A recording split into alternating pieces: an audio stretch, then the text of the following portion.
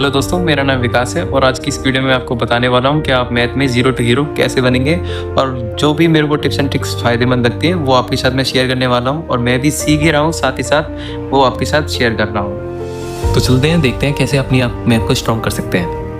अगर आप मैथ से डरते हो और सोच रहे हो कि एसएससी सीजीएल हमारा क्रैक होगा या नहीं होगा, तो ये वीडियो सिर्फ आपके लिए ही है। और प्रॉब्लम कहाँ आती है कि एक बात को आप समझ लेना कि मैथ सबकी ही नॉर्मल वीक होती है, ठीक है। नॉर्मली सबकी ही वीक होती है, ऐसा नहीं कि सिर्फ आपकी ही है, सबकी ही नॉर्मली वीक होती है। और गलती लोग यहाँ कर देते हैं कि डायरेक्ट वो राकेश यादव की बुक उठा देते हैं और या तो फिर फॉर्मूला रट लेते हैं और यूट्यूब पर एक सोल्यूशन देखते हैं, उनसे वो देख के खुश हो जाते हैं। उनको लगता है कि यार नहीं हो गया, सारा चीज़ें क्लियर हो गई मैथ में। ऐसा नहीं होता भाई, कॉन्सेप्ट क्लियर करना पड़ता है सबसे पहले। स्टेप बाय स्टेप मैं आपको बताने वाला हूँ कॉन्सेप्ट बिल्डिंग का।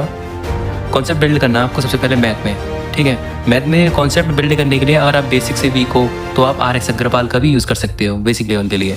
और अगर आपको यहाँ से RS अग्रवाल के थोड़े समझ में आ रहे हैं तो आप यूट्यूब पर फ्री क्लासेस जो होती हैं बेसिक की, उनसे भी आप पढ़ सकते हो। उसके बाद स्टेप 3 आपका आता है राकेश यादव सर की बुक है, जो आपका बेसिक थोड़ा क्लियर हो जाए तब आपको ये उठानी है, चैप्टर वाइज क्लियर करने हैं सारे मैथ के टॉपिक्स। इतना टॉपिक क्लियर करने के बाद आपको एक बात मैं बता देता हूँ कि आपके जो प्रीवियस ईयर्स होते हैं ना, उन्हीं के आधार पर तो हमारा जो आगे का एग्जाम्स होते हैं। जैसे कि जो मतलब 2025-26 में हम जो पेपर होएगा ना, 2015 से 24 तक के बीच में से 40% फंसता है। हर बार ये ऐसा होता है कि 40%, 50% या 30% फंसता ही फंसता है। मतलब रिपीटेशन का काम होता है, SSC के पेपर में रिपीटेशन होता है, ये बात आपको ध्यान रखनी है। तो अब 5वां स्टेप अपना आता है, 5वां स्टेप मॉक टेस्ट।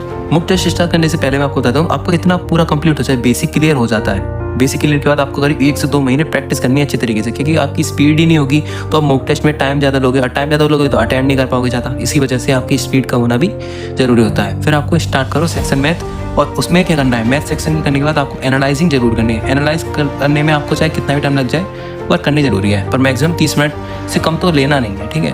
और गलती कहाँ हुई है और सुधार कहाँ करना है, आपको ये भी बहुत ज़्यादा इंपॉर्टेंट होता है। उसके अंदर देखा जाता है कि आपने गलती कहाँ कर दी, आपको सुधार कहाँ चाहिए, आपने टाइम ज़्यादा कहाँ लगा दिया, ये भी जरूरी होता है। और डेली आपको 30 मिनट एनालाइजिंग को देने हैं टेस्ट देने के बाद में मैक्सिमम, ठीक है। और मैं भी अभी सीख ही रहा हूँ, मैं एक्सपर्ट तो नहीं हूँ, पर जो सीख रहा हूँ वो आपके साथ शेयर कर रहा हूँ।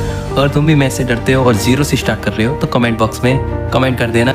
नेक्स्ट वीडियो आपको किस टॉपिक पे चाहिए CGL से रिलेटेड वो बता देना। और thanks for watching my video.